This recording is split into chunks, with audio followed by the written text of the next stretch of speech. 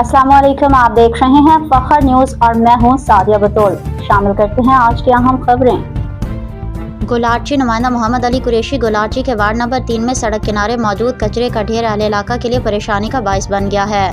तेज़ हवा के बाइस कचरा उड़कर सामने वाक़िया घरों के सामने और नालियों में जा गिरता है, जिसके बाइस नालियाँ बंद हो जाती हैं और शहरियों को मुश्किलात का सामना करना पड़ता है। अहले इलाका का कहना है कि कुछ अर्सा कबल टाउन कमेटी गोलाची की जानिब से इस मकाम पर कचरा डालने के लिए ड्रम रखा गया था, ताहम वो ड्रम नामालूम वजूहात की बिना पर गायब हो गया और आज तक दोबारा नहीं रखा गया।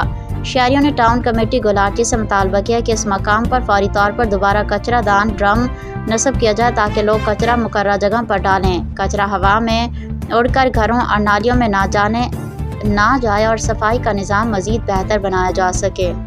मज़ीद खबरों और अपडेट्स के लिए जुड़े रहिए फखर न्यूज़ HD के साथ।